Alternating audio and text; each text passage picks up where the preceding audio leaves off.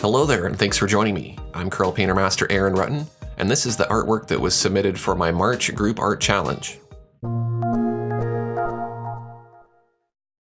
The theme for March is Pet Friends in black and white, and this was chosen by Tom Iverson with help from the Patreon community.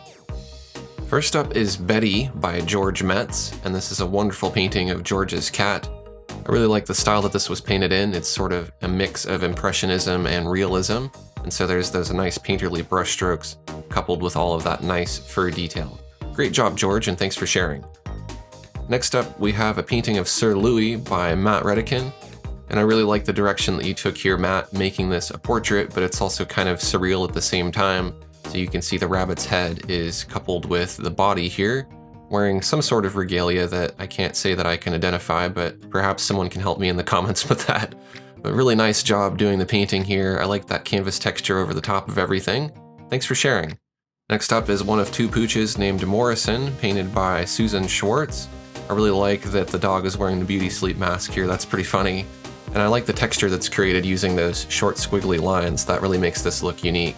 Susan's second pooch is called Sinatra, and Sinatra is thinking about where to go roaming on this street at night. Maybe Sinatra really wants to sneak out, who knows. But I like this combination of art and photography. It's a pretty neat effect. Next up is a painting of Chloe, which is Tom's neighbor's cat. I really like the toned canvas because it helps that white and black really stand out, and the cat really pops out from the background. The background is nice and subtle, and so it doesn't distract too much from the subject, which I like. And Tom did a great job making sure that the fur is the right length and contours to the right direction on the body. Keep up the great work, Tom. Next up, we have a painting of Sheba by Carolyn Godless, and Sheba is a barn cat. You can tell that by the bale of hay that's next to her. I appreciate all of the fine detail that goes into the fur here. You can see that Carolyn spent a ton of time painting fur, and because of that, the cat looks very realistic, and that's really what it takes to get realistic looking furs. You have to draw a lot of fur. It's got to be the right length, the right color, and going in the right direction. Next up, we have a painting of Charlie by Steve Gunnery, and Charlie is a poodle. I really like the way that this whole composition just fills the canvas almost edge to edge, and then there's these very sharp focal points of the eyes and the nose and the paws, while everything else is kind of that brushstroke pattern. And here's another one by Steve Gunnery. This is Ricky, another poodle, in a completely different style, but also a style that I really like, where it's more of a traditional portrait, almost like an ink drawing, and the dog is looking off to the side. Great job, Steve. Next, we have Oscar by Linda Boswell. The contrast in this one is great. It really helps the subject stand out. There's a nice balance of light and dark and everything in between.